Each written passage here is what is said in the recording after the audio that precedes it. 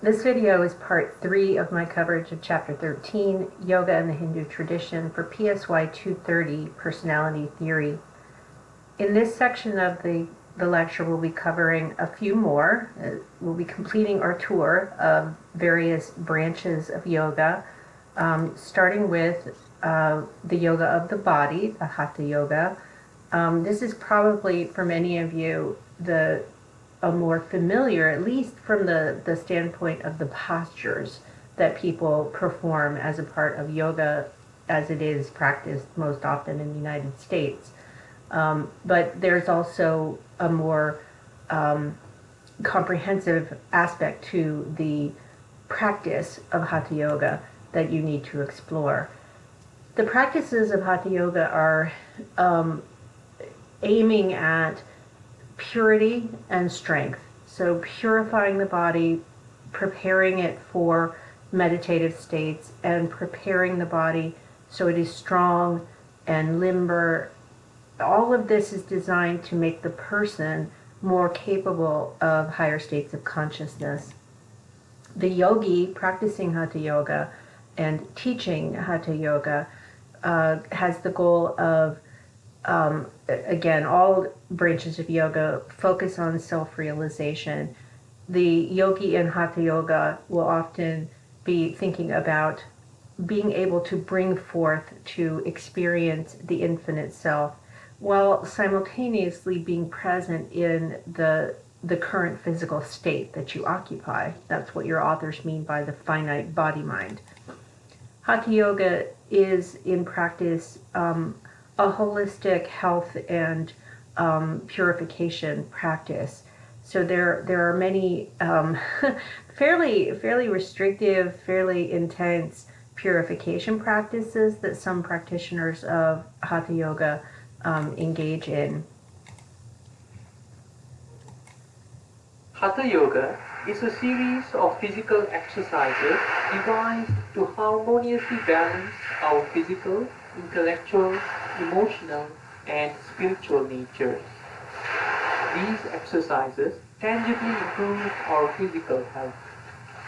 Hatha Yoga is also an exercise of personal control over our body, mind, and emotions. It brings our soulful nature to the forefront of our consciousness and prepares us for the profound state of meditation. We often relate yoga to people performing mind-boggling contortions of their body. However, the proper name for these exercises is Hatha Yoga. Hatha Yoga draws its roots from Hinduism. The earliest known scripture that has the compilation of all the poses is the Hatha Yoga Pradipika, a manual written by a great saint, Sadguru Gorakshanatha, some 2500 years ago.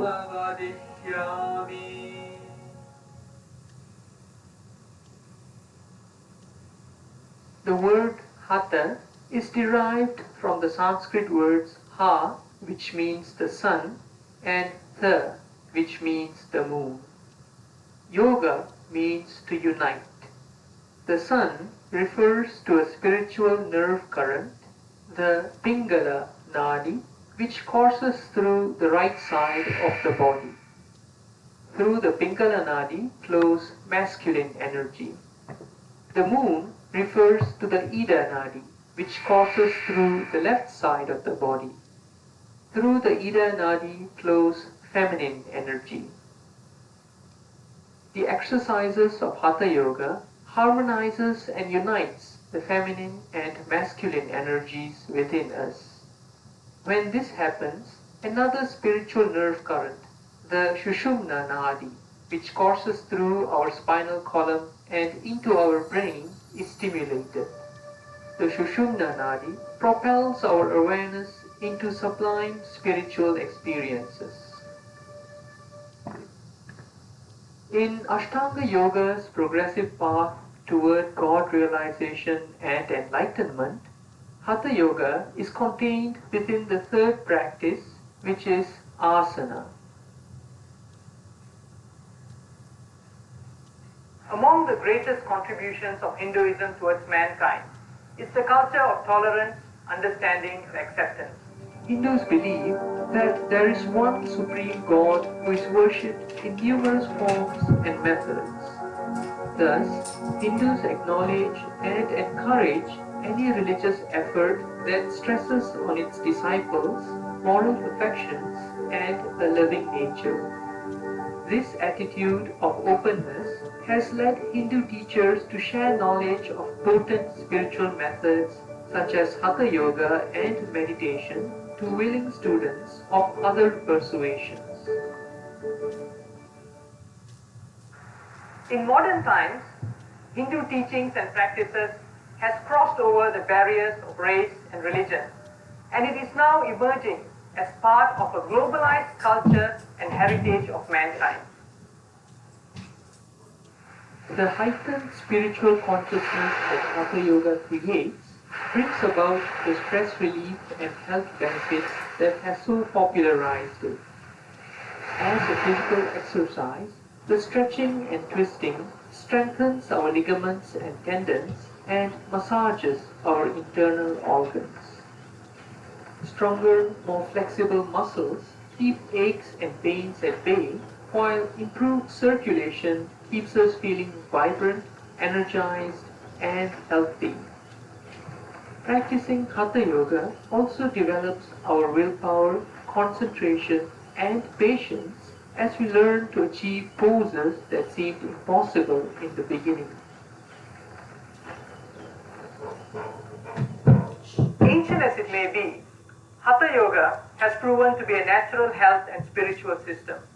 It is very effective as well as cost efficient. It requires no equipment and you can perform it at home. In this presentation, we will be learning two series of yoga poses. The first is the Surya Namaskaram and the second, the Chakra Asana series.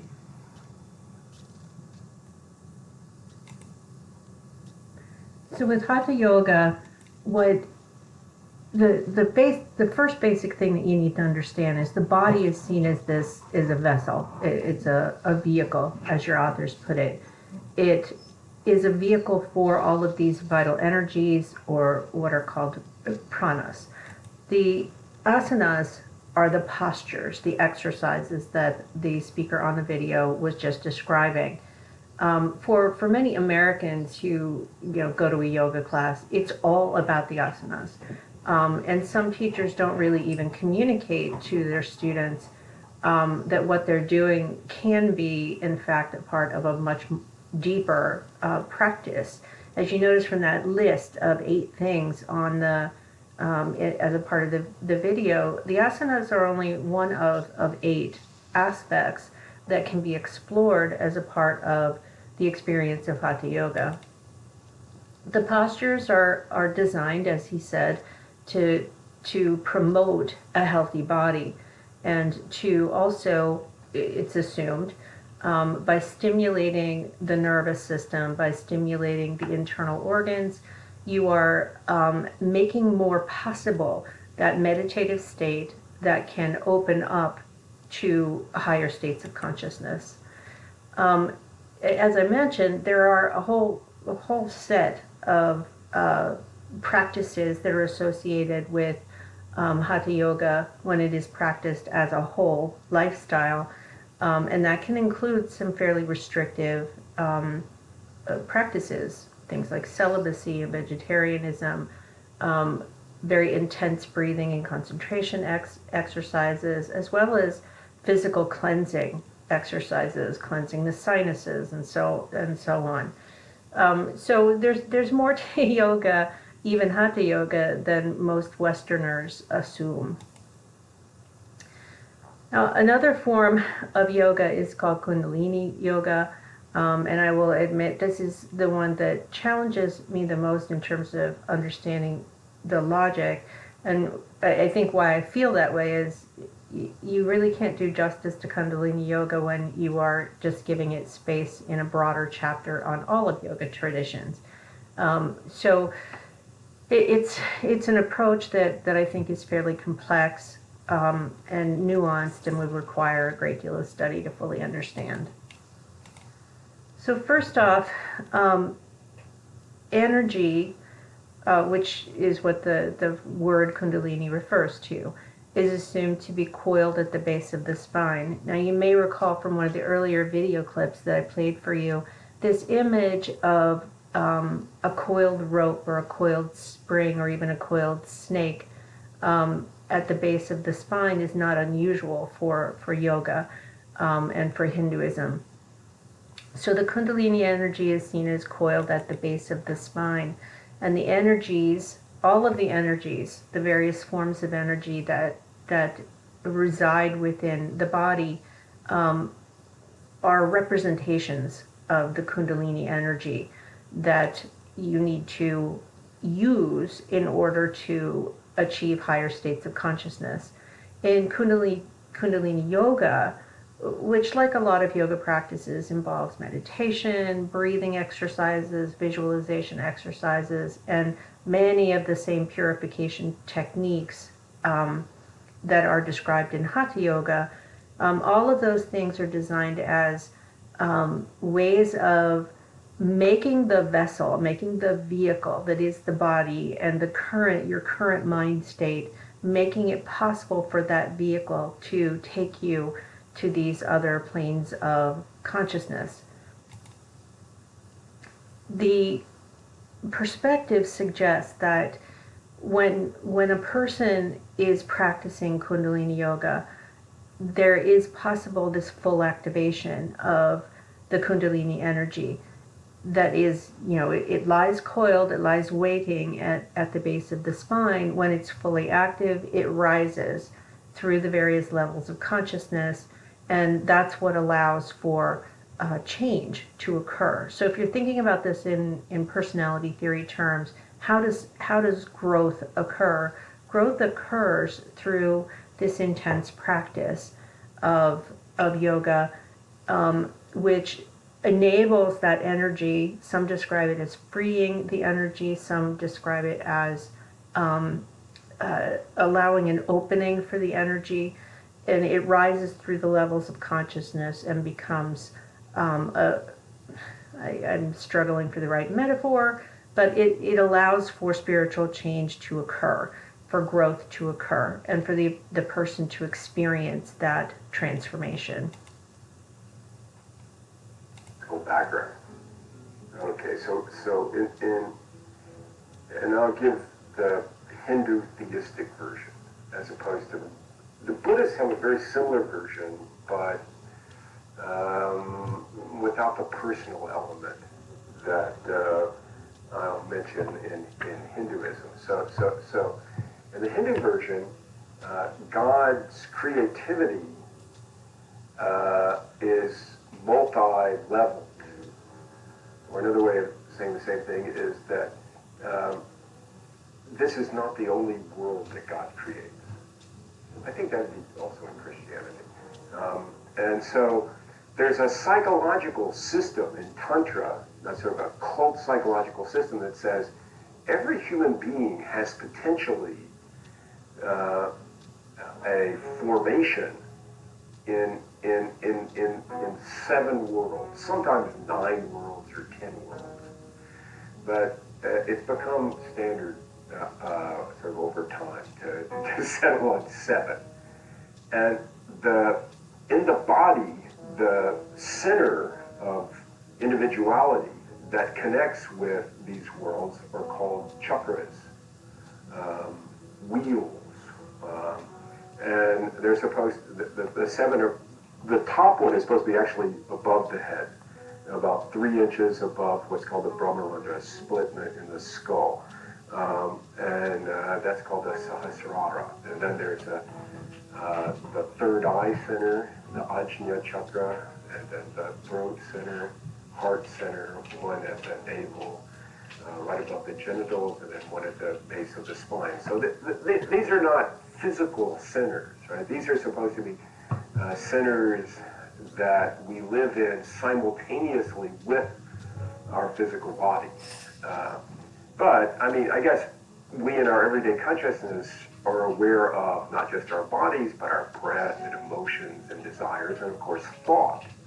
And these are sort of energies, thought, emotions, and desires correspond supposedly to these various worlds and to our various centers of consciousness. Now, there's a channel, supposedly, in this occult body that connects these centers. It's called the Shushumna, or the divine road, the central channel, sometimes it's called. There are lots of channels. There's also the channels for pranic energy, or breath, kind of occult breath that connects the chakras in a different way. But the central channel just goes straight up and down. Sometimes it's said to correspond in Christian iconography to the tree of life, which has 7 branches. In any case, the divine center, the highest center, the Sahasrara, or Sahasradela, 1,000-petaled lotus above the head, is supposed to be a center where there's Shakti, another kind of energy, like the Holy Spirit, and it can flow in this central channel, but people are ordinarily not aware of that flow. There's also supposed to be in the lowest center, the Muladhara at the base of the spine, corresponding to the base of the spine, an energy called Kundalini, which is also Shakti, but it's supposed to be, and I don't quite understand this. I've not had myself a Kundalini experience, but the way I understand this is that it's supposed to be Shakti like the Shakti in the Sahasrara, except somehow asleep. It's a very powerful force asleep in the lowest chakra center, and sometimes it's put in the second one, the one above the genitals. There's not absolute uniformity and agreement about this. So there are 2 kinds of tantric practices that focus on the Shushumna and the flow of Shakti in the central channel that unites all the chakric centers. One is a very bhakti or devotional kind of practice that sort of implores the divine, usually figured as female Shakti, the mother, to descend in grace, to shower down, rain down on the being from through the bindu in the back of the head. And then another kind of practice focuses on awakening the Kundalini in the lowestmost center, and then it rises up in the iconography. You'll see the mystic cobra hood spread over Shiva's head that's supposed to be the symbol of this energy, sometimes said to be a kind of evolutionary energy, or the divine in matter that's awakened and shoots up through this central channel and comes into the highest center, awakening all the intermediate centers. Now, what I've read, there's some accounts of people who've had Kundalini experiences. The most articulate, very well written one is one by Gopi Krishna. And there's some other ones. There's a guy in the Theosophical Society in the 19th century named Charles Ledbetter who wrote a book on the chakras, comparing it to the Christian mysticism and sort of world mysticism. In any case, from what I've read, the practices of awakening Kundalini are quite vigorous and also somewhat dangerous, in that there's this danger of, without the presence of a guru, of the Kundalini, when it's awakening, not to rise all the way up, to get, to shoot out one of the chakric centers or something. And that can, cause the surface consciousness, our everyday consciousness, to be, look like a person's insane. There's also an account by the contemporary yogi, Swami Satyananda Saraswati, who died last year, and 90 something, and he said he had a Kundalini experience when he was a child, and his parents were going to take him, put him in an Indian insane asylum. And so fortunately, they took him first to the Shivananda ashram, and he eventually became, one of Shivananda's leading disciples, and started the Bihar School of Yoga, and became, a great saint in his own right. But his family thought that this little 12-year-old kid had gone crazy. The stories about the dangers of awakening of Kundalini are there. I mean, they're not just in Christian literature. They're in yogic traditions as well. But I'm sorry that was such a long-winded answer. But Kundalini, it's really, you have to sort of understand it in this sort of larger context of the occult tantric psychology.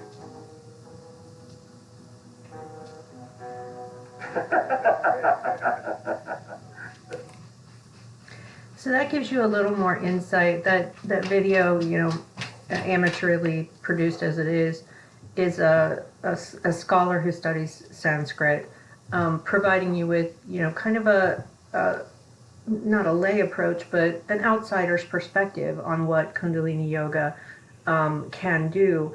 Notice some of the similarities with the way the Kundalini experience is described, similar to the description in Maslowian psychology of a peak experience.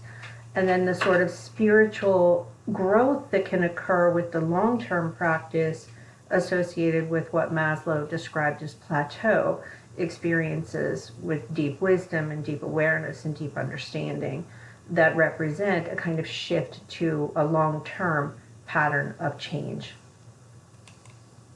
And that concludes part 3.